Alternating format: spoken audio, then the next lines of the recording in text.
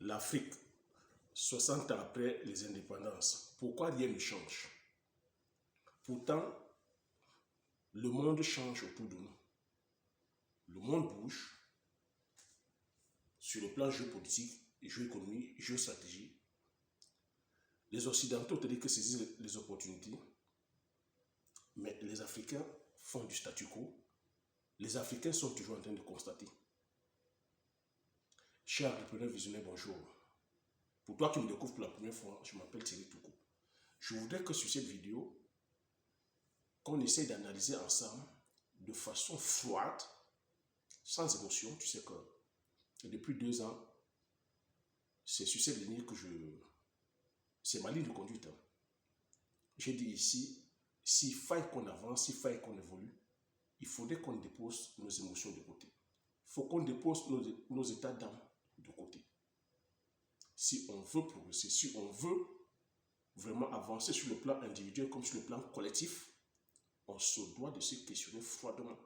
Et se questionner froidement se demande qu'on regarde les réalités, qu'on voie les réalités en face, qu'on affronte les vérités en face.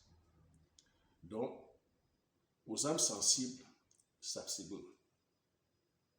Les personnes qui ne sont pas encore prêtes, parce qu'ici il s'agit de la préparation mentale. Est-ce que nous sommes prêts? Est-ce que les Africains sont prêts? Pourquoi est-ce que depuis 60 ans, nous sommes toujours là à faire du statu quo? Nous sommes là à constater. On a des spécialistes comme ça, que, voilà, qui passent le temps à énumérer les choses qui ne manquent pas. On manque de technologie, je vous l'accorde. On manque, voilà. Et il n'y a pas d'industrie agroalimentaire. Et il n'y a pas, on n'a pas d'industrie d'énergie défaillante. Sur le plan de l'éducation, c'est défaillant. Sur le plan de la recherche, c'est défaillant. Sur le plan de l'économie, on a une économie défaillante. Sur le plan, je veux dire, de l'énergie, nous n'avons pas voilà. Nous ne sommes pas autonomes. Sur le plan alimentaire, la transformation, nous ne sommes pas autonomes.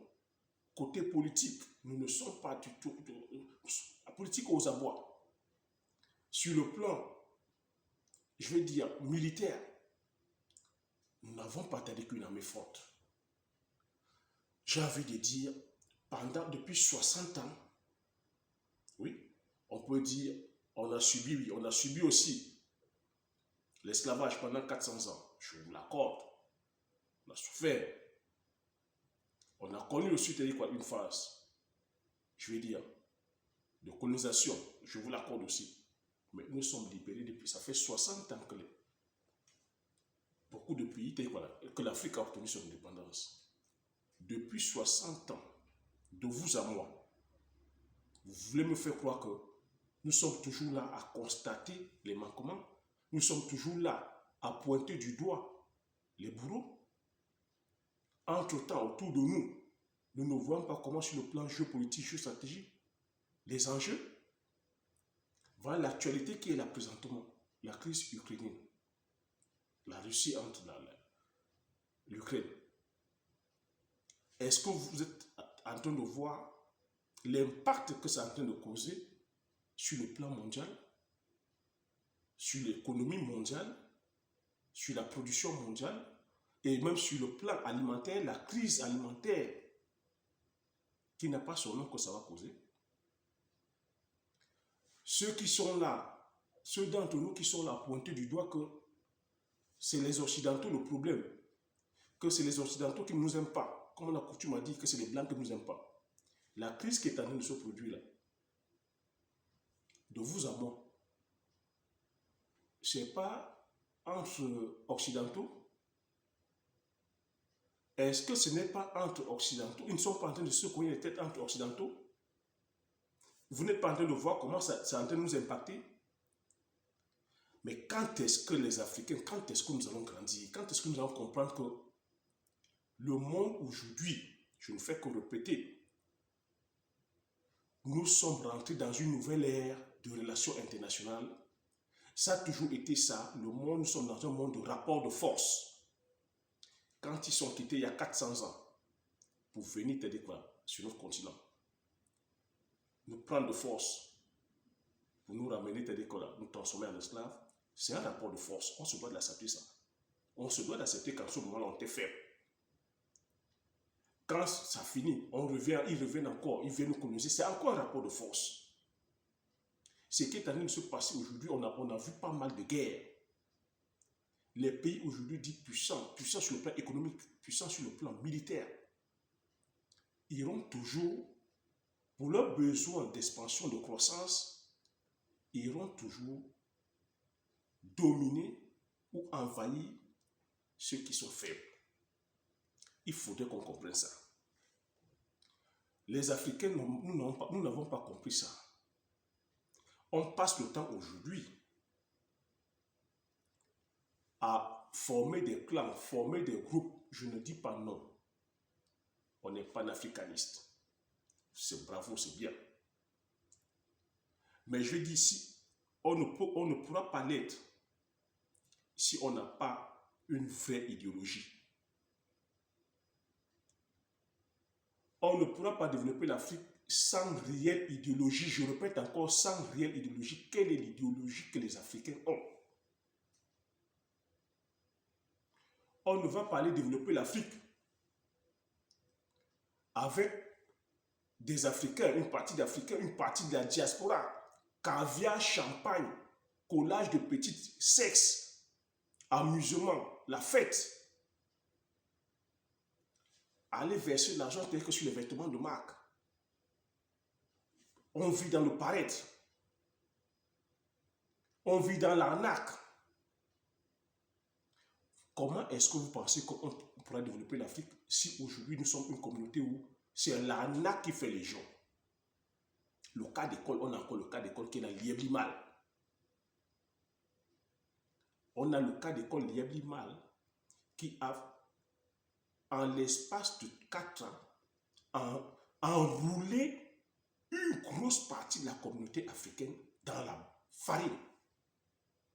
Et quand je parle ici, une partie, l'élite de l'élite, les intellectuels. J'ai envie de vous dire ici, on ne va pas développer l'Afrique. L'Afrique ne va pas se développer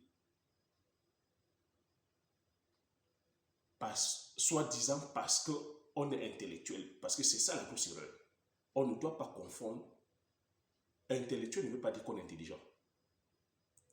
Il faut maintenant savoir quelles sont les notions, quelles sont les connaissances même qu'on a. Avoir les diplômes ne veut pas dire qu'on est intelligent. La preuve, le cas d'Iéblimal, les gens ont pris comme ça 500 000 euros, 400 000 euros, 200 000 euros, 300 000 euros. Je vous le répète à chaque fois, vous savez ce qu'on peut faire avec ces montants d'argent? On est en train de dire on manque de technologie. Vous pensez que qui viendra vous donner la technologie? L'Africain est toujours en train de se réduire à moins que rien. Même nos ingénieurs, même des personnes qui ont fait des études pointues sont aujourd'hui en train de justement de rentrer dans un complexe qui n'a pas son nom. J'ai envie de vous dire, vous pensez que les Occidentaux ici font comment? Quand un jeune homme comme Mark Zuckerberg dans sa chambre se lève, il dit, il crée Facebook. Vous pensez que il a fallu que le gouvernement américain vienne lui, je ne sais pas moi, que le gouvernement américain vienne faire les miracles? Oui, le gouvernement américain est venu appuyer bien après que Mark Zuckerberg ait eu l'initiative. Combien d'Africains ont l'initiative? On parle aujourd'hui que nous avons des sources riches, le pétrole, il faut le payer. Ah, ça manque de technologie. Mais on se rend compte qu'aujourd'hui, M. Aliko Dangote, qui est l'homme noir le plus riche d'Afrique, est en train de monter une des plus grosses raffineries du monde. Aliko Dangote a monté l'une des plus grosses raffineries du monde. Au Nigeria, c'est un noir. Vous comprenez donc que les Occidentaux ne sont pas contre le fait qu'on se développe sur le plan industriel. Le problème, c'est qu'on a aujourd'hui des imposteurs. Les Africains sont dans l'imposture. C'est des gros menteurs. Ils sont dans l'imposture et la posture. Ah, moi je fais ceci. Ah, je suis entrepreneur, je fais ceci. Gros mensonge. Et il ne faut rien. On a comme ça des imposteurs et des personnes qui sont dans la posture. Il va falloir que les Africains, que nous sortions dans la posture et l'imposture, qu'on sorte du paraître, du moi-je. On va développer l'Afrique comment? Avec le tribalisme? Nous allons développer l'Afrique quand c'est nous-mêmes qui sommes à nous diviser. Il va falloir qu'on le dise. L'Afrique ne peut pas se développer tant que nous-mêmes nous sommes divisés. Ah, je suis panafricain. Ah non, je suis ceci. Ah non, je suis du... Vous allez vous développer comment? Quand les vrais enjeux qui sont là, on ne maîtrise pas les vrais enjeux. Nous sommes là en train de rentrer dans une crise qui n'a pas son nom, qui est la crise alimentaire. Nous sommes dépendants de tous les produits de première nécessité. L'Afrique a des sols arables. Pourquoi on ne produit pas nos produits du terroir? Depuis 2 ans, je vous le dis aussi. Au risque de passer, tel que je passais peut-être pour un ringard, un blédard. Depuis 2 ans, je vous le dis ici qu'on se doit d'être autonome sur nos végétaux et nos animaux. On se doit de produire les végétaux, tels que locaux ou locaux, et même nos animaux, les races d'animaux locales, pour ne pas être dépendant des productions extérieures. Vous n'êtes pas en train de le voir? Vous n'êtes pas en train de voir des pays européens aujourd'hui, des grandes nations, des grandes puissances, comme l'Allemagne, comme la France, aujourd'hui en train de baver, aujourd'hui en train de connaître une crise qui n'a pas son nom. Mais nous sommes là, nous ne tirons pas, nous sommes un peuple, on ne tire pas d'enseignement. On ne tire pas d'enseignement, je vais dire, des erreurs du passé. On ne voit pas ce qui est en train de se passer ailleurs. On est des adeptes du copier-coller. Donc, on parle du domaine agricole. Tout le monde va aller, on dit aujourd'hui non. Comme par hasard, on pense que c'est le tracteur. On pense que le problème, c'est la houe. On pense que le problème, c'est la mécanisation. Le problème, ce n'est pas la houe, ce n'est pas le tracteur. Une fois de plus, les Africains ne sont pas en train de comprendre les enjeux. Le problème des Africains, c'est qu'on a des sabitous. Beaucoup parlent sur des domaines qu'ils ne maîtrisent pas. Beaucoup, on ne dit pas qu'il ne faut pas donner son avis, mais beaucoup sont là à parler avec certitude sur des domaines qu'ils ne maîtrisent pas. On parle du domaine agricole. Est-ce que tu connais l'agriculture? Tu connais la production? On t'a dit que c'est les engins mécaniques qui font l'agriculture? C'est le tracteur qui fait l'agriculture? On t'a dit que c'est la superficie qui fait l'agriculture? Nous ne sommes pas stratèges. On n'a aucune stratégie. Est-ce que vous connaissez les enjeux qui sont derrière la mécanisation? Est-ce que vous connaissez l'impact que la mécanisation a sur l'environnement? Je suis assez critique envers la diaspora africaine. On vit ici sur ces continents occidentaux, mais la diaspora vit en spectateur. La diaspora ne prend pas en compte des réalités qui sont sur le territoire sur lequel ils vivent. Vous voulez aller faire du copier-coller. Vous n'êtes pas en train de voir les déboires. L'Occident est aujourd'hui dépendant, son habitude dépend des énergies fossiles. Vous voulez aller reproduire la même chose en Afrique? L'Afrique a le pouvoir d'achat. Les denrées aujourd'hui ici en Occident sont basées sur le prix du pétrole. Vous pouvez acheter les tracteurs, c'est pour aller produire quel genre de culture? Vous voulez aller refaire même sur le blé, les céréales, le sorgho, l'orge, le blond? Vous pouvez cultiver sur 2000 hectares? On demande ici, on voit ici, aller investir, aller laisser se faire 1 hectare de culture. Les gens sont incapables. On demande d'aller produire sur 2 hectares, vous êtes incapables. Vous pourrez aller produire les céréales sur 2000 hectares, sur 3000 hectares? Vous pourrez commencer, c'est-à-dire que vous pourrez commencer à produire. On va vous demander les fonds. 2 millions d'euros pour commencer. Vous aurez 2 millions d'euros pour commencer. Arrêtez un peu vos conneries. Hein. Quand j'entends, on est là à blablater. Ah, il faut le tracteur, il faut industrialiser. C'est pour faire quoi? Pour faire seul? Nous ne savons pas déjà nous unir. Tu vas aller faire 2000 états seul? On est encore dans les rêves. Mais moi, je dis ça, c'est la belle stratégie pour botter en touche. J'interprète ici la diaspora. Je dis la diaspora a sa grosse responsabilité. Quand on entend la diaspora parler,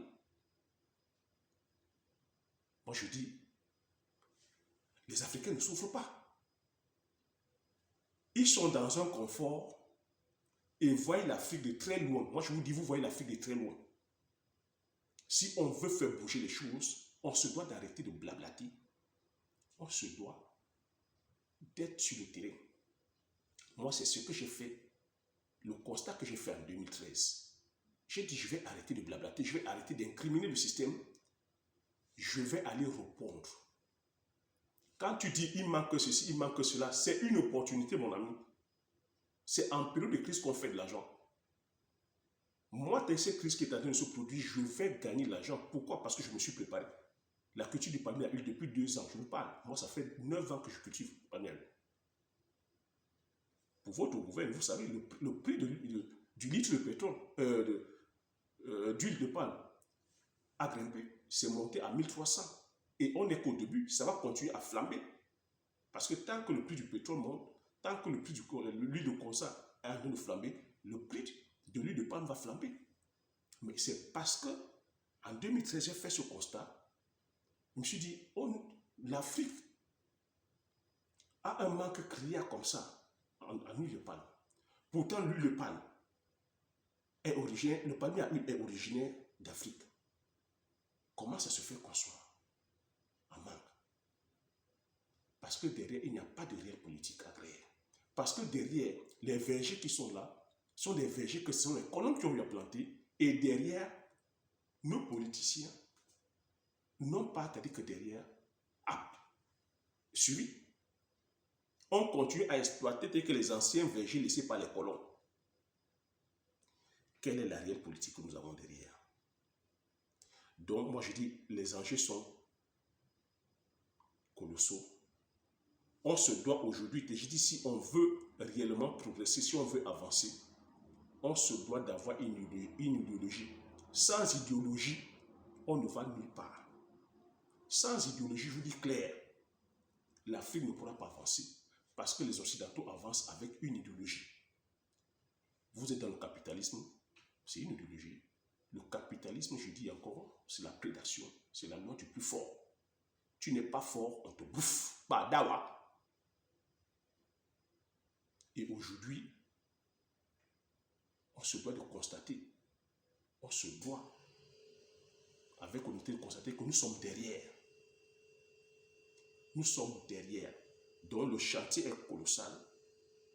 On se doit aujourd'hui de s'intéresser à la politique. Les personnes qui ont la fibre politique se doivent d'aller à la politique. Parce que c'est la politique qui change les lois. On peut dire, ah, les politiciens ne font pas ci, les politiciens ne font pas ça. Vous êtes en train de voir les enjeux. Poutine aujourd'hui est costaud, pourquoi? La Russie est costaud, pourquoi? Parce qu'elle a des ressources, parce qu'elle a des richesses que les autres convoitent. Parce qu'elle transforme ses ressources. Vous voyez que les sanctions qu'on va lui infliger, ça ne va rien faire. Parce que beaucoup de pays dépendent de la Russie. Une grosse partie d'Afrique dépend de la Russie. Une grosse partie d'Europe, du monde dépend de la Russie. Des énergies fossiles de la Russie. Du grenier agricole de la Russie. Donc vous voyez que les sanctions ne feront rien. Mais vous attendez que nos chefs d'État en Afrique lèvent la tête. En vertu de quoi? Ils comptent sur quoi? Ils ont quoi? Ils lèvent la tête, on les éteint. C'est pour ça qu'ils jouent les jeux des puissances, des grandes puissances. Donc derrière ça, il faudrait qu'on comprenne que les enjeux sont sur le plan stratégique, jeu économique, jeu politique. On se doit de faire bloc, de faire des cerveaux collectifs, d'avoir une idéologie claire. On s'en fout que tu sois Bamileke, Douala, Bassa, Bété, Aoussa, Aladjan. On s'en fout que tu sois Ivoirien, Camerounais, Nigérien, Rwandais. On fait bloc. On a une idéologie claire. c'est de bâtir le continent. Et on avance avec ça. Sans ça, on est mort dans le film. Sans ça, moi, je vois que tout ce qu'on fait là, c'est du blablatage. Les gens viennent blablater. Qui est prêt à passer l'action? Moi, ça fait 9 ans que je suis sur le terrain. On se doit d'être des visionnaires. On se doit aujourd'hui d'être prêt à qu'est-ce que vous êtes prêt à perdre? On se doit d'être aujourd'hui prêt à sacrifier des choses. Moi, depuis 9 ans, je travaille. Depuis 2 ans, vous me suivez. Mais c'est depuis 9 ans que je suis dans l'ombre, je travaille. C'est depuis 9 ans que j'ai injecté des sommes colossales. C'est depuis 9 ans que je fais tourner l'économie de mon pays. Même si pour l'instant, vous ne voyez pas la richesse extérieure. Mais le patrimoine que j'ai fait, c'est des milliards. Le patrimoine que je suis en train de bâtir, c'est des milliards aujourd'hui. Mais je travaille dans l'ombre. On se doit d'être des visionnaires. On est une communauté où on aime la gratification instantanée. On veut paraître. On veut flasher. On veut juste le peu que pour paraître. Non. Dans ces enjeux-là, c'est des enjeux sur le long terme. On se doit d'être des visionnaires. On se doit d'être des personnes qui bâtissent les choses sur le long terme. Parce que c'est comme ça que les Occidentaux sont en train de faire. S'ils sont aujourd'hui des grandes puissances, c'est parce qu'ils ont eu à payer le prix.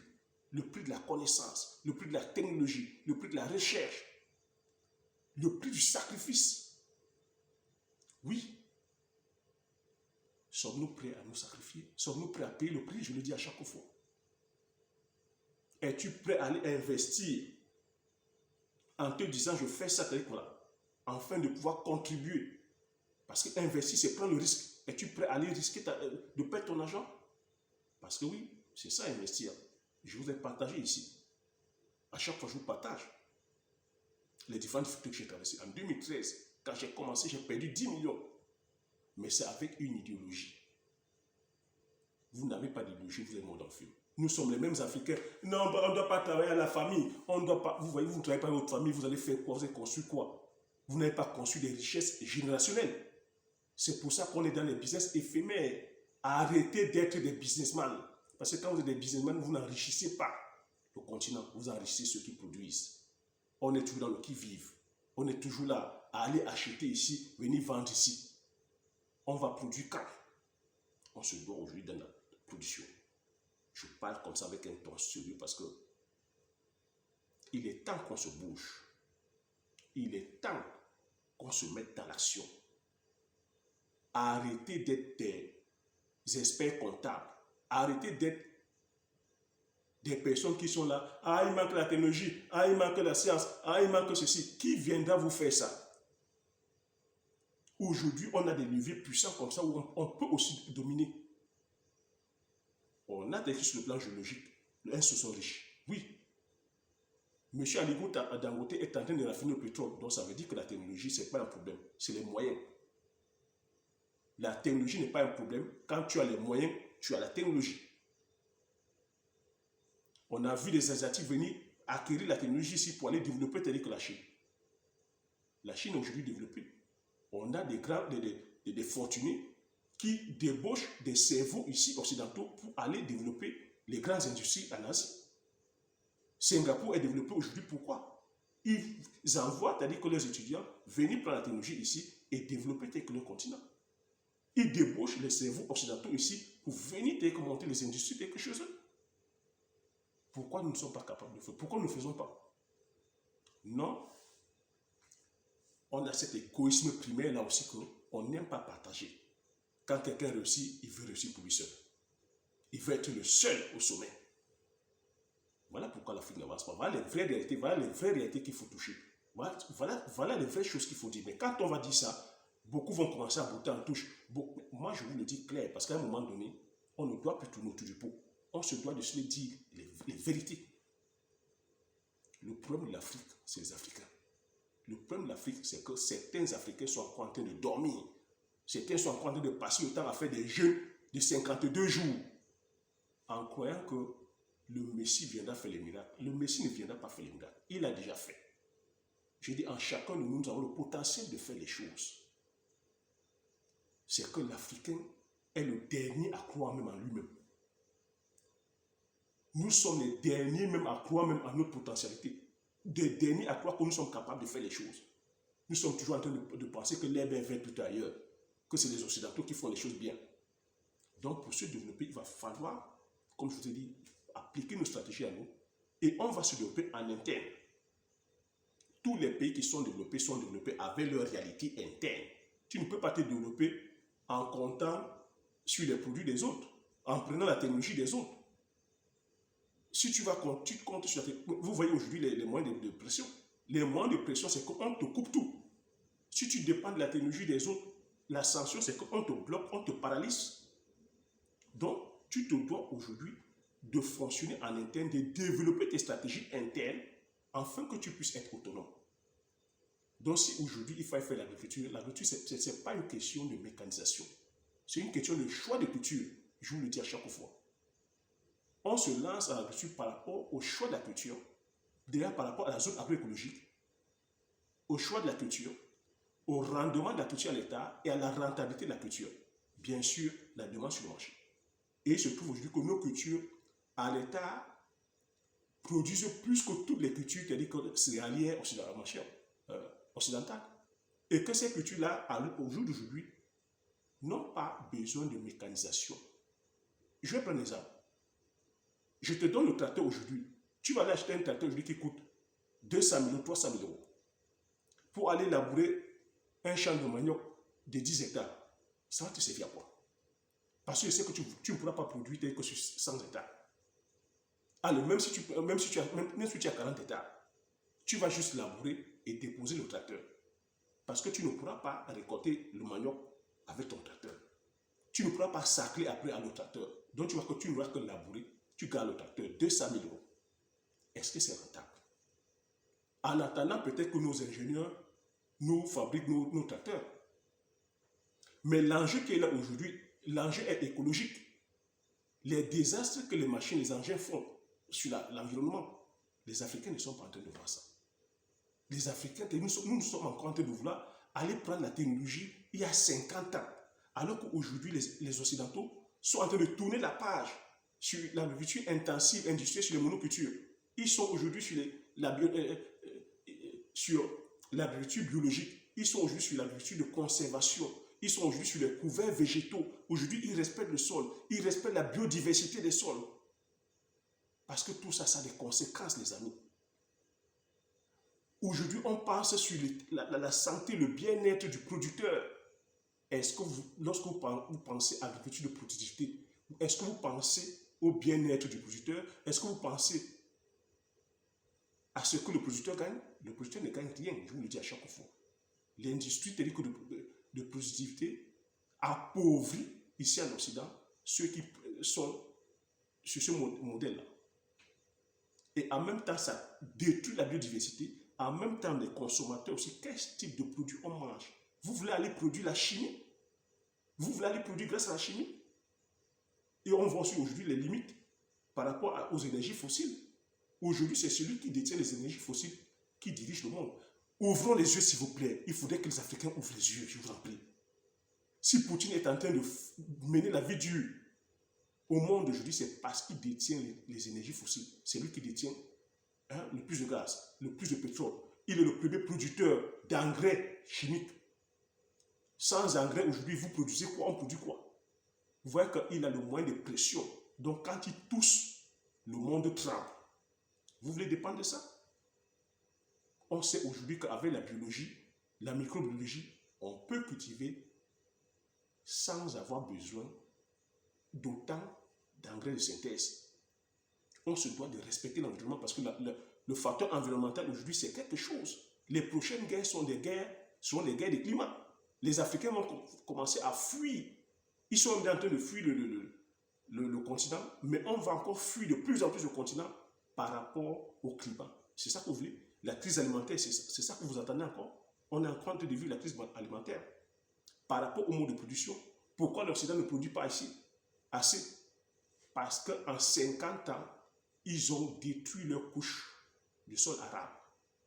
Ils ont détruit l'humus. En 50 ans, ils ont saccagé l'humus plus que leurs ancêtres qui cultivaient il y a 2000 ans. La couche de l'humus, c'est 10 cm. 10 cm. Avec les tracteurs, les fourches des tracteurs, c'est plus de 50 cm. ils viennent casser les agrégats, ils viennent détruire le sol. Et en faisant ça, ils perdent leurs muscles, ils perdent le sol, les sols deviennent compacts, je le dis à chaque fois. Mais on a comme ça des personnes qui ne connaissent rien à l'agriculture, qui vont venir blablater, et on reste comme ça à chaque fois à faire le constat. Allez travailler, commencez déjà sur 5-10 hectares, commencez à la main, parce que si vous allez sur les tracteurs, vous connaissez les enjeux d'ici 10 ou 15 ou 20 ans, les enjeux sont aussi sur le plan démographique. Comment est-ce que vous allez occuper les jeunes? On dit à chaque fois que l'Afrique c'est un continent jeune. Comment vous allez les occuper? Vous allez les mettre dans quel ministère si vous voulez tous aller être sur des tracteurs? Donc voilà ce que j'avais à partager. J'ai dit stop le blablabla, arrêtons c'est-à-dire que de nous blaguer là. Allons sur le terrain. Allons sur le terrain. Le problème c'est d'agir. Il est temps qu'on agisse. Et agir ici, on ne demande pas d'aller. Il faut commencer. C'est de passer l'action. Commencez par les petites actions. Commencez par à mettre la charrue avant les bœufs. C'est le bon système pour se dédouaner et ne rien faire. Donc, voilà ce que j'avais partagé sur cette vidéo, chers agripreneurs visionnaires. Comme j'ai coutume à dire, à chaque fois je vous parle ici, je vous parle de stratégie. J'espère que vous m'avez compris. Si vous avez aimé la vidéo, laissez un like, faites des commentaires. Donnez-moi aussi votre avis, c'est-à-dire que sur les commentaires, je vous fais le plaisir de lire. Partagez massivement la vidéo autour de vous, afin qu'on puisse enfin se réveiller, que l'Afrique se réveille, que les Africains se réveillent. C'est fini cette Afrique de caviar, champagne, collage de petites, hein, de sexe. Quand on est accro à ça, pourquoi vous voulez qu'on se développe? On n'a que les résultats de ce qu'on on a les résultats de ce qu'on sème. Voilà. Abonne-toi si tu n'es pas encore abonné. Comme j'ai coutume à dire, l'information c'est la connaissance c'est la richesse. Une fois que tu as ces informations, tu appliques tes stratégies et tu passes l'action massivement afin d'impacter ta vie et impacter la vie de tous ceux qui t'entourent. Sur ce, je te dis merci. À la prochaine vidéo.